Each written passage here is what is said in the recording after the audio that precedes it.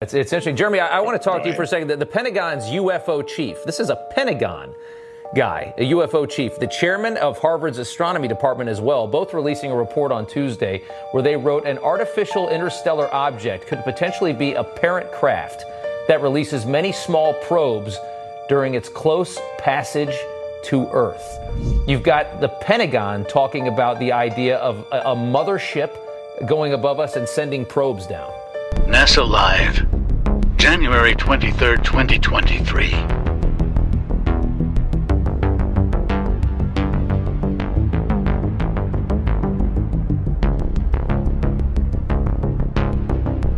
It's huge.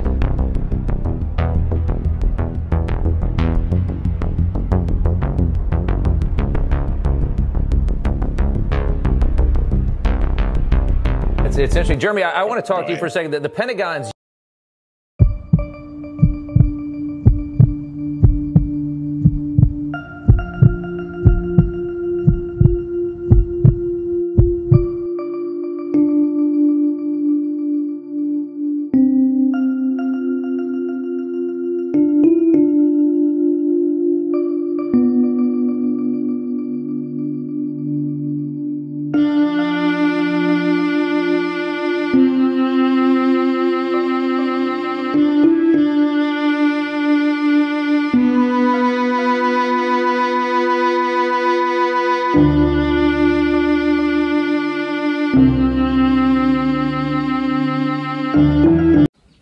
Salut à tout le monde.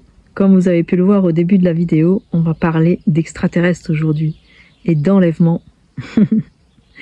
Mais avant d'aller plus loin, n'oublie pas s'il te plaît de laisser le pouce bleu, d'activer la cloche des notifications si tu ne l'as pas encore fait et de laisser un commentaire pour que cette vidéo, qui me semble quand même importante, puisse être diffusée le plus largement possible et suggérée à des personnes qui ne sont pas encore abonnées à cette chaîne. Alors je sais pas si tu es au courant, mais en ce moment il y a une information a priori très sérieuse qui circule dans les médias mainstream, hein, des grands médias, des médias américains, même en France on en entend parler de plus en plus et tout ça, en Occident, confirmé par la NASA aussi, et le Pentagone, comme quoi il y aurait un vaisseau mère alien extraterrestre qui est en approche de la Terre. Et c'est très sérieux, hein. Je t'assure que c'est très sérieux. Je rigole un petit peu, mais c'est quand même des informations très sérieuses, a priori, dans le monde. Peut-être que toi-même, si tu regardes ma vidéo, tu crois aux extraterrestres, tu crois qu'il y a d'autres planètes habitées par d'autres êtres ailleurs. Et puis tu crois que ce qui arrive c'est plutôt positif parce que eh bien tu as reçu des messages de l'au-delà ou du monde invisible par rapport à un éveil, à une ascension, à la 5D, des choses comme ça. Et pour toi, peut-être que cette nouvelle d'un enlèvement extraterrestre est une bonne nouvelle. Mais en fait, je tenais quand même à te partager cette vidéo pour te dire que ce que je crois en fait, c'est que le monde qui est contrôlé par Satan actuellement, qui est considéré comme le prince de ce monde, selon ce que la Bible enseigne, eh bien c'est que Jésus-Christ est sur le retour. Et là, je ne parle pas d'une énergie christique ou d'un Jésus-Christ extraterrestre, mais je parle vraiment du Jésus dont il est question dans la Bible et que je connais personnellement. Et que Satan sait que l'Église de Christ va être enlevée. Et je tiens quand même à faire une parenthèse pour dire que pour moi, l'Église de Christ est composée de ce que la Bible appelle, ce que Christ appelle des pierres vivantes, c'est-à-dire des personnes comme moi, et que ça n'a rien à voir avec la religion, qu'elle soit catholique, protestante, évangélique ou que sais-je encore.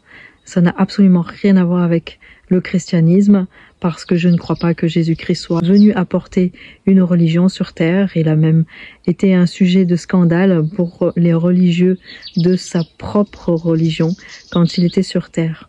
Jésus-Christ est venu apporter le royaume de Dieu et c'est sa seule intention. Alors la Bible dit, et tu as pu le voir aussi au début de ma vidéo, qu'il va arriver un temps avant ce que l'on appelle les tribulations, où l'Église de Christ va être enlevée, où l'épouse de Christ va être enlevée.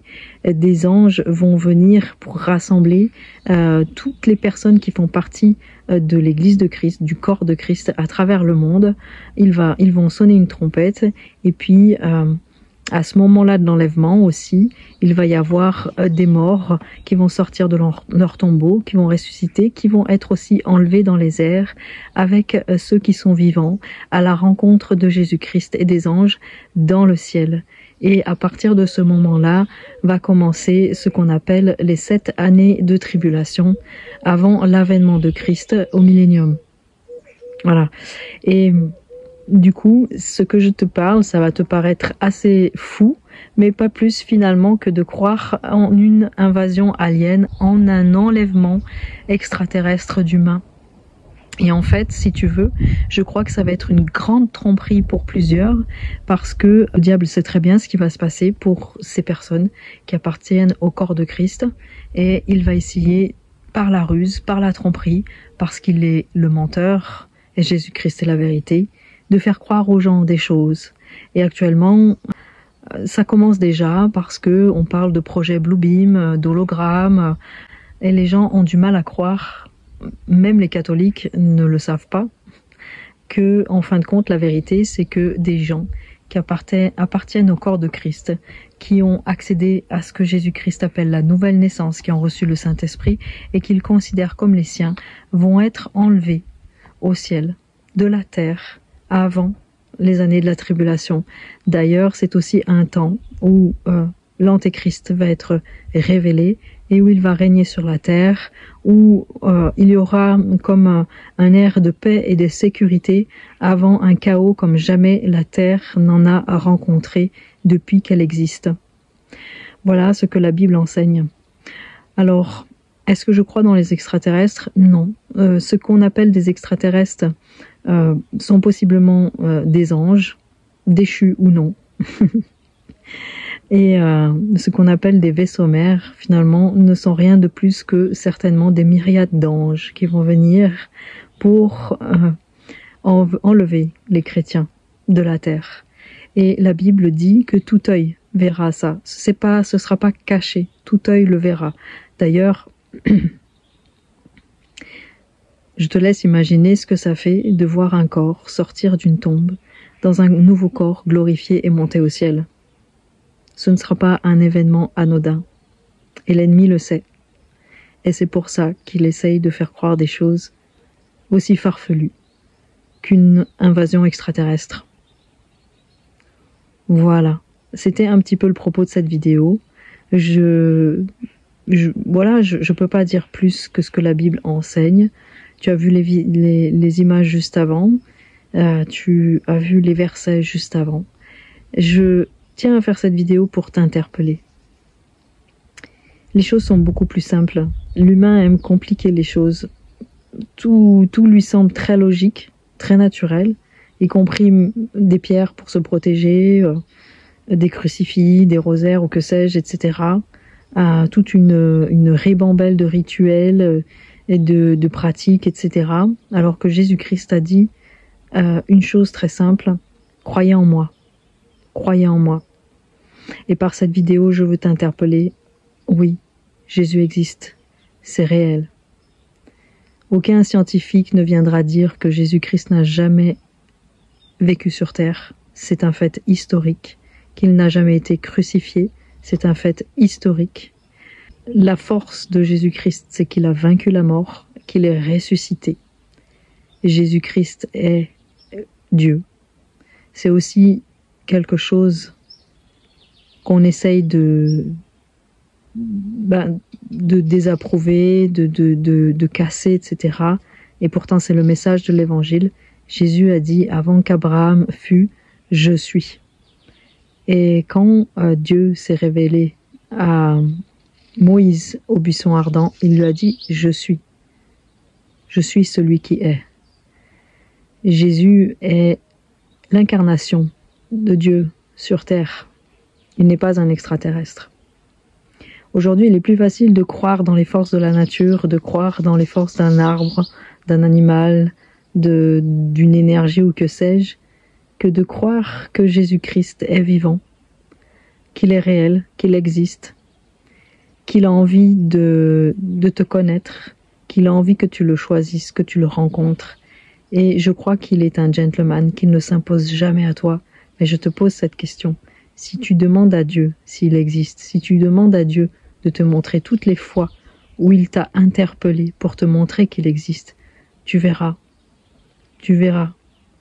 que certainement, plus d'une fois, Jésus-Christ a voulu te dire « Je suis là, suis-moi ».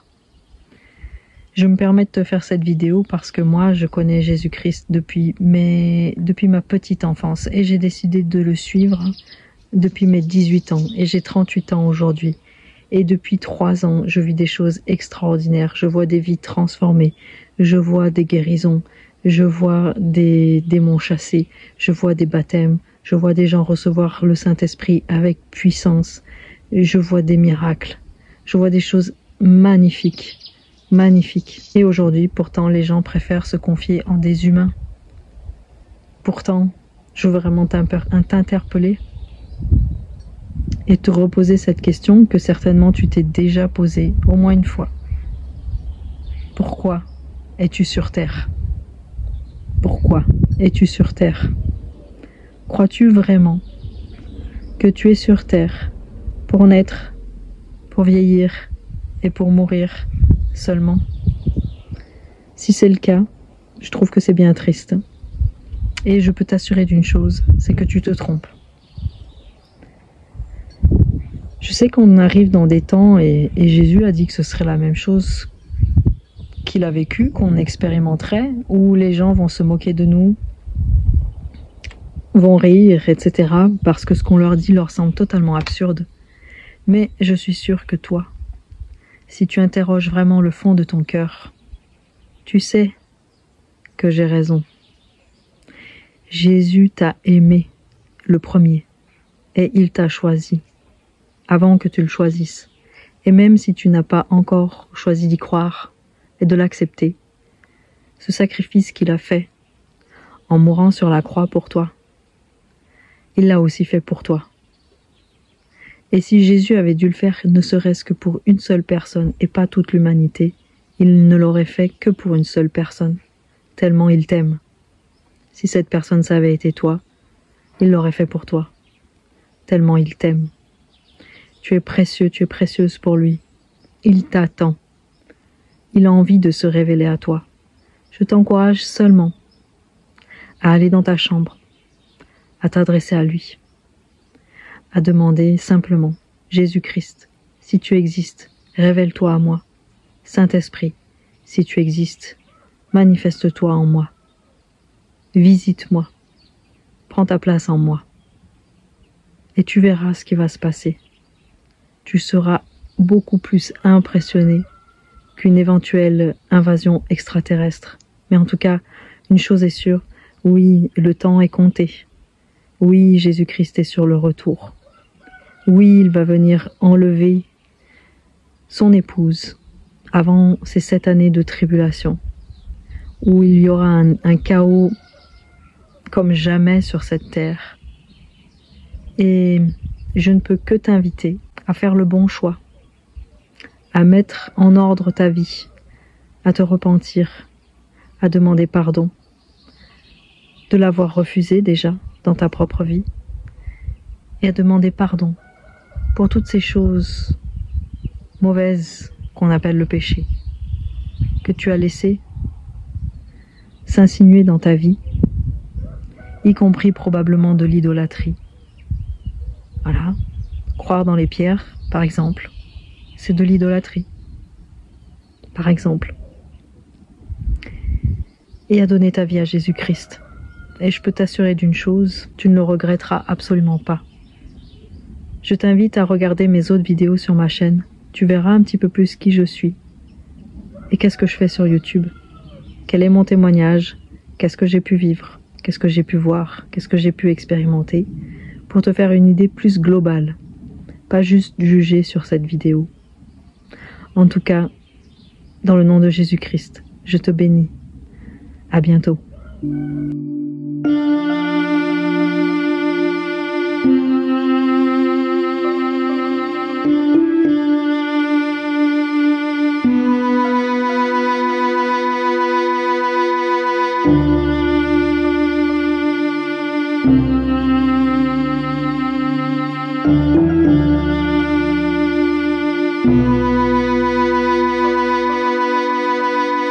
Thank you.